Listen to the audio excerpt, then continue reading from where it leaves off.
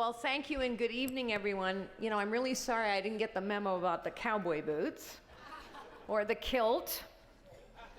But thank you, Matt, for being a tremendous master of ceremonies, and Lawson for your ongoing leadership of CEI.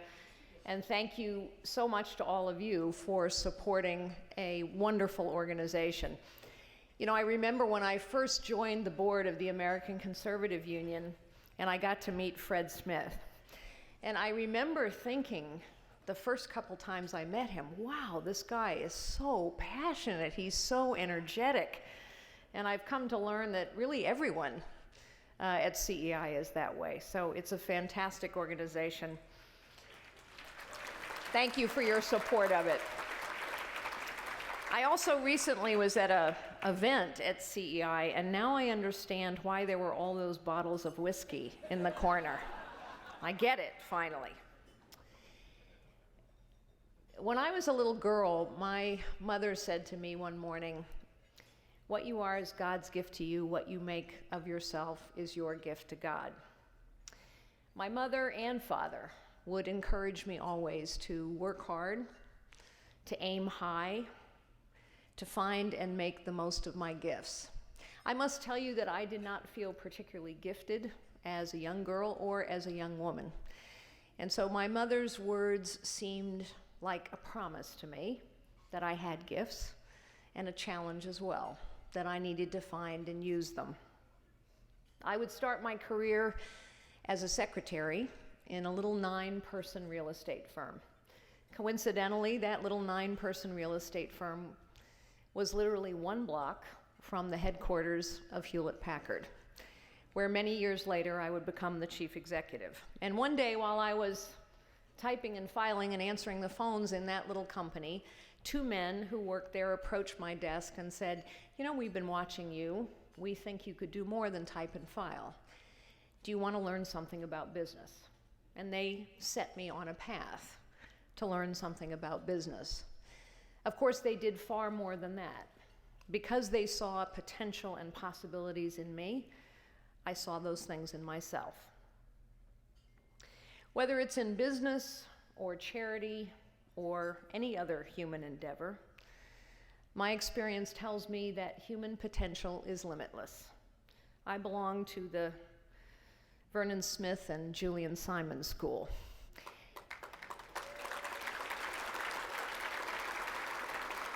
Human potential is actually the only limitless resource we have in this world, and it is also the only resource we need to solve every problem.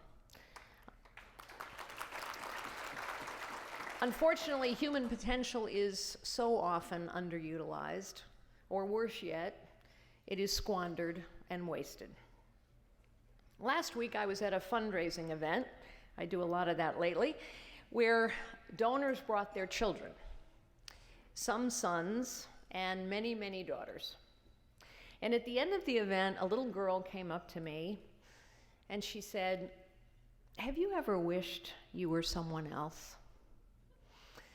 I said to her, "Well, when I was younger, sometimes I did wish that, but now I know that I am who God intended me to be.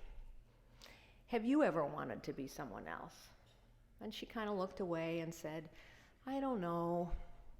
She was 10 years old, and at that age, "I don't know" means yes. And so I reassured her, "You are exactly who God intends you to be." I said to her, don't wish to be someone else. Go find out who you are. It's been 95 years since women got the right to vote. 50 years. Yes, you can applaud.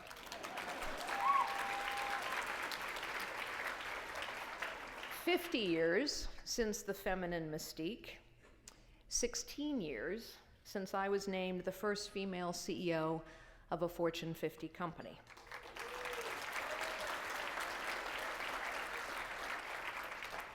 Today, there are only 23 female CEOs in the S&P 500. Fun fact.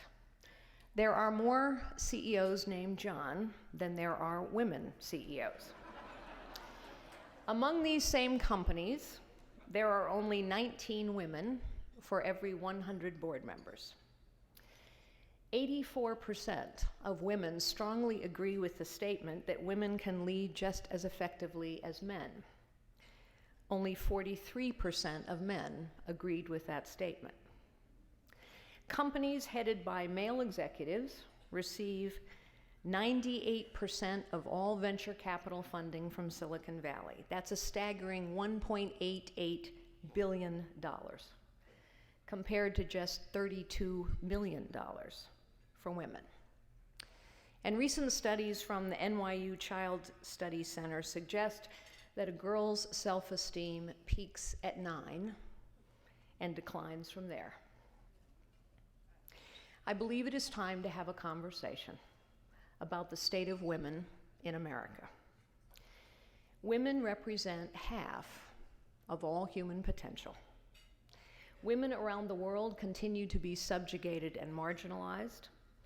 And here in this country, where women, without a doubt, have more opportunities than anywhere else on earth, we still can make our country a better place by fully tapping the potential of women.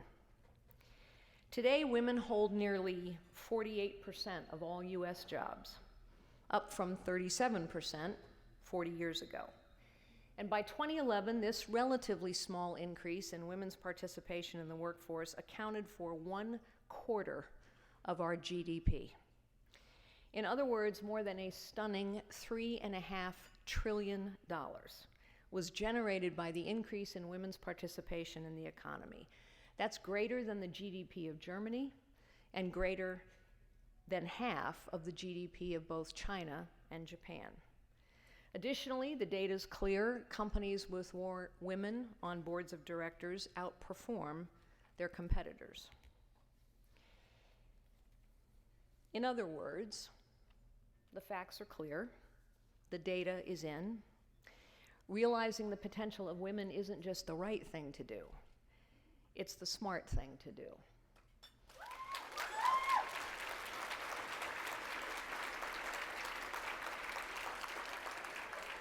And I hasten to add, so as not to make any of our beloved men in this room uncomfortable, not because women are better than men, but because women represent half of the human potential. We know that the status quo is a powerful force. Change is always difficult and slow, whether it is in Washington, D.C. or in the nation. I've experienced this reality firsthand, and I know that unfortunately we still do not have a level playing field. When I first started at AT&T right here in Washington, D.C. at 20th and L, that's where I met my husband Frank, who's here with me tonight. I met him 34 years ago in Washington, D.C.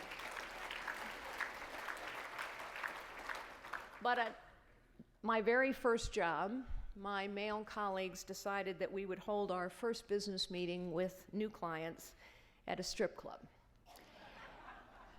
And when I got into the cab that morning, and by the way, I came up when how many of you ladies here remember How to Dress for Success for Women? Bow ties, shirts closed up to the collar.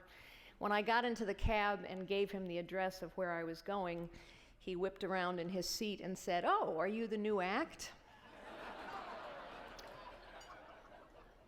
A few years later, my boss would introduce me to my new subordinates as the token bimbo. And when I started at HP, I was also called a bimbo. And a word that also starts with a B and rhymes with witch. Words that definitely were not used to describe the male counterparts at other companies. Just last month, in fact, a reporter said that he had never talked to a presidential candidate with pink nail polish. Another reporter asked me if my hormones prevented me from serving in the Oval Office. So here's a question for you ladies. Can you think of a single instance in which a man's judgment might be clouded by hormones? Any at all? Including in the White House. Yes, women now make up 45% of the labor force for S&P 500 companies. However, the majority of low-paying jobs are held by women, who make up over half of minimum wage earners. 18 million women live in poverty. A quarter of all U.S. families are headed by a single mother. We have made undeniable progress, but we still have a very long way to go. Which brings me to another question that I was asked by a child at that fundraiser I told you about, this one by a young man, a rather precocious young man, I must say, who asked me, "What is feminism?" Feminism began, of course, as a rallying cry to empower women to vote, to get an education, to enter the workplace. But over the years, feminism has devolved into a left-leaning political ideology where women are pitted against men and used as a political weapon to win elections. Being empowered means having a voice. But ideological feminism shuts down the conversation on college campuses and in the media. If you are a man or a woman who doesn't believe the litanies of the left, then you are waging a war on women. You are, as I was called recently by Planned Parenthood, a threat to women's health.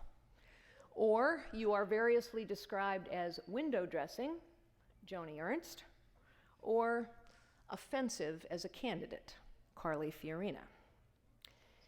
The progressive view of feminism is not about women. It is about ideology. And their policies, those of the progressive left, are not working for women. The economic policies of this administration have been devastating. 3 million women have fallen into poverty in the last 6 years alone. 1 million fewer women are working under President Obama. In California, a state where my husband and I lived for 12 years, in California, a state that has been governed by liberal policies for over a decade, they have the highest poverty rates in the nation, with over 3 million women living below the poverty line. Today, only 23% of American women identify with the term feminist. Liberal ideas are not the answer. Their version of feminism is not working. It is time for a new definition. And so here's what I told that little boy. A feminist is a woman who lives the life she chooses.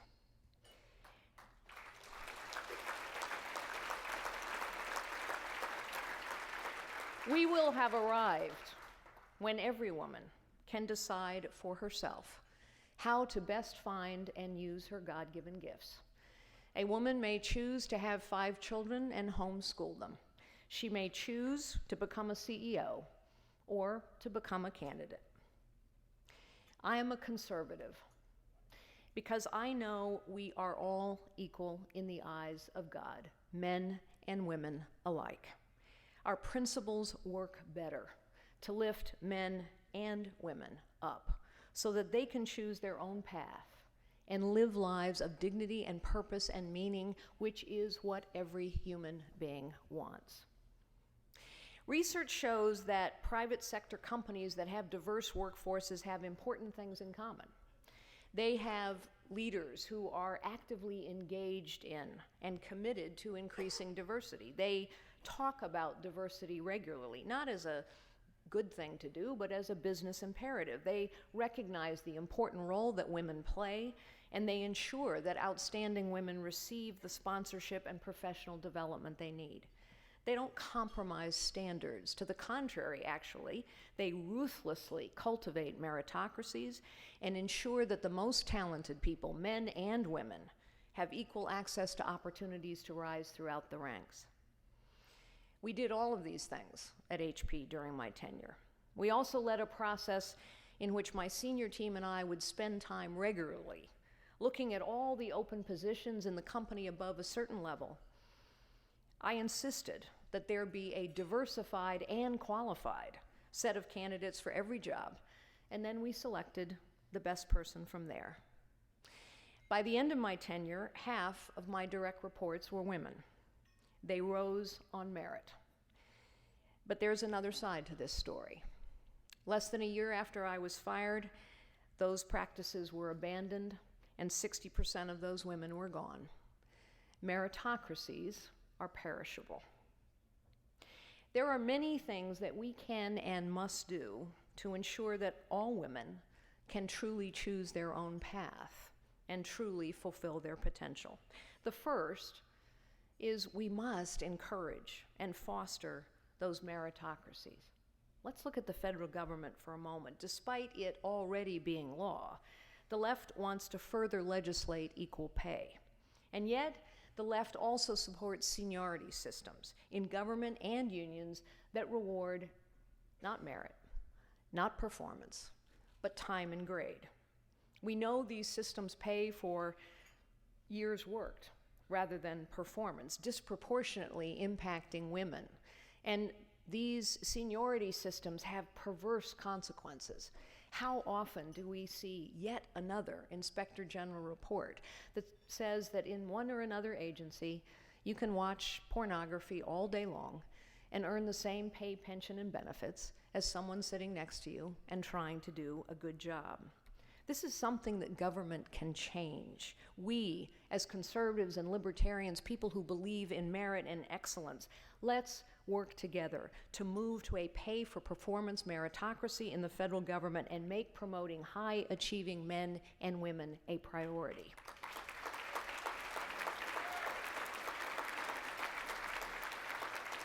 We also need to give women the tools they need to rise through those meritocracies, and that starts with reforming our education system.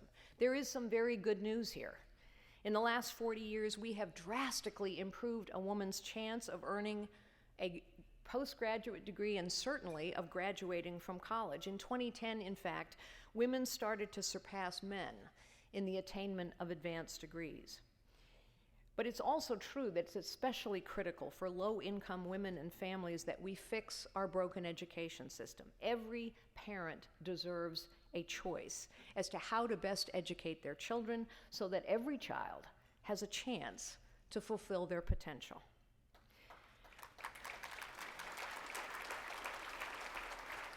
You will recall that when Mayor Bill de Blasio was running for office in New York City, one of his platforms was to limit school choice. And who were the people who walked across the bridges to the city in protest? They were low-income families who said, "You are not going to take away the only chance my child has." A few years ago, the head of the Chicago Teachers Union said that the teachers union could not be held accountable for performance of students in their classrooms because too many of those students were poor and came from broken families. What was that head of the teachers union saying? What she in essence was saying was, if you're poor and you come from a broken family, you don't have potential and you can't learn. That is not what we believe, and that is not the American way.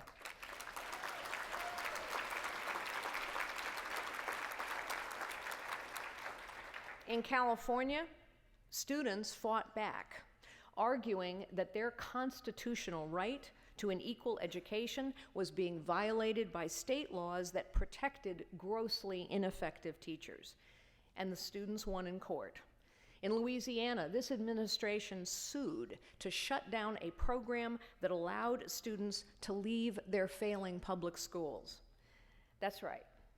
The government sued to put disadvantaged kids back into failing school systems. The left is on the wrong side of this issue. It is hurting boys, it is hurting girls, it is hurting low-income people in particular. They continue to protect the status quo and teachers' unions, and it is hurting our children. We also know that if we care about unlocking the potential of women, that we must reduce out-of-wedlock births. Single mothers face a significant uphill battle for themselves and their children. Single mothers earn less. They gain fewer promotions. In fact, single mothers earn $19,000 per year on average less than married mothers. Unfortunately, out-of-wedlock births are on the rise. In 2012, the federal government estimated that over 40% of all births were out of wedlock. Women need to have access to all of the information and the resources they need to make positive decisions about their family's future. And so, speaking about protecting the status quo, while the left fights to protect late-term abortions and sues the Little Sisters of the Poor to enforce Obamacare mandates, they oppose over-the-counter birth control. It is time for over-the-counter birth control.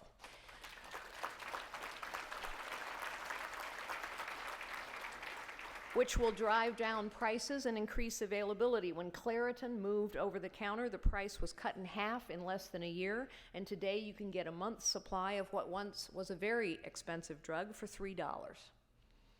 Of course, to support women and men, to support Americans in this nation, we have to support small business. Women-owned businesses are vitally important to our economy, just as small businesses are. We know that most Americans start out the way I did, in a small business. And we have come to the place in this nation where, for the first time in our history, we are now destroying more businesses than we are creating. It is the small and family-owned businesses that are being crushed, and meanwhile, crony capitalism continues on. Because, of course, as we well know, when government is big and costly and complicated, it is not only increasingly inept and corrupt, but only the big, the powerful, the wealthy, and the well-connected can deal with all of that complexity. And so we continue to crush small businesses. Women-owned businesses are vitally important to this economy, with nearly 10 million companies that generate trillions of dollars in revenue. For the same reason that women are 40% less likely to run yellow traffic lights, women make safer, less volatile investments. And I will tell you that as the chairman of Opportunity International, 93% of our clients are women, because it turns out they're better credit risks than men. But the sheer complexity of the regulations handed down from Washington, as we well know, are crushing these businesses. In addition, Dodd-Frank has caused many, many hundreds, thousands of community banks to go under, and these community banks are the very ones that give so many new, small, struggling businesses, in particular women-owned businesses, their first loans. And so, as you well know,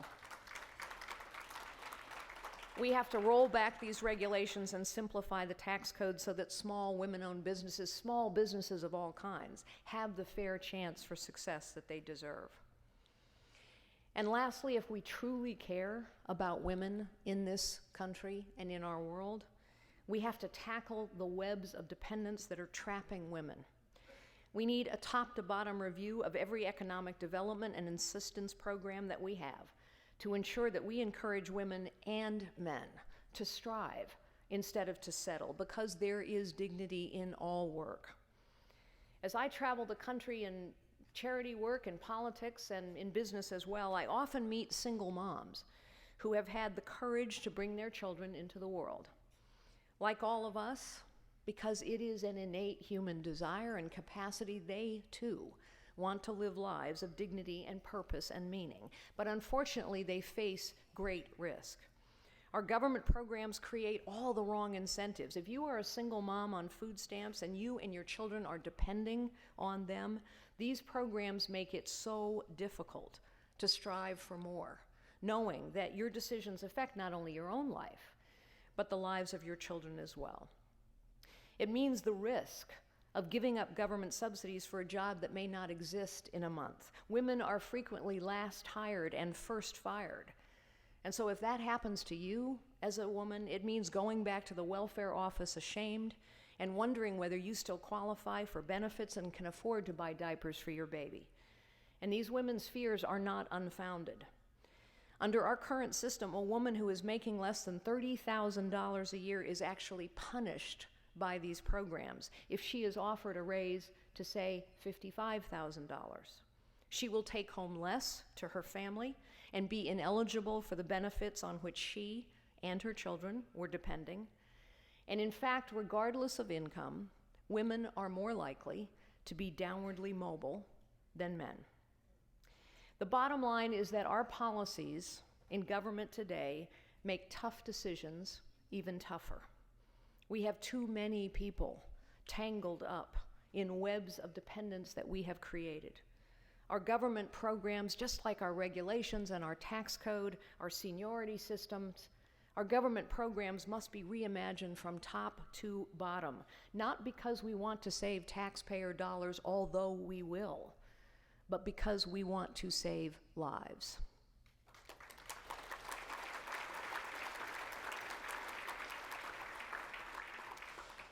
At the end of the fundraiser that I referenced earlier, one of the parents asked me to give their children some parting words of advice.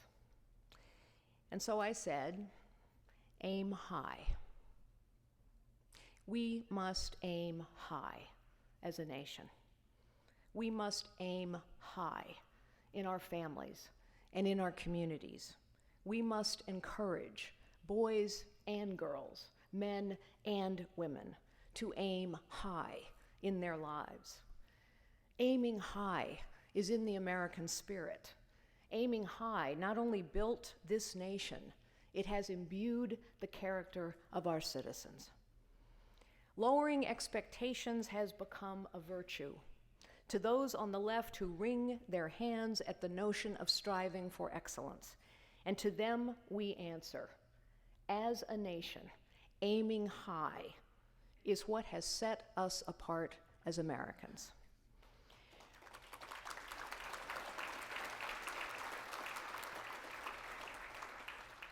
My story, from secretary to CEO, is only possible in this country. And that is because our founders knew what my mother taught me. Everyone has God-given gifts. Our founders built a nation on the belief that here you have the right to fulfill your potential. That is what they meant when they said life, liberty, and the pursuit of happiness. They said you have the right to fulfill your potential, and that right comes from God and should not be taken away by man or government.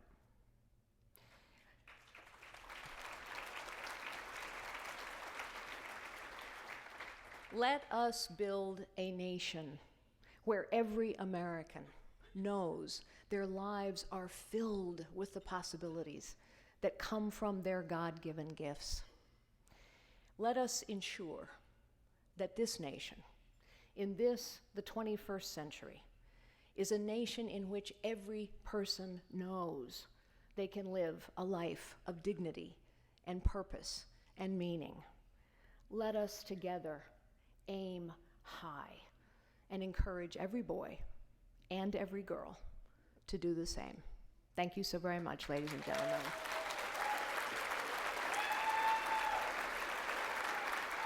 Thank you so much.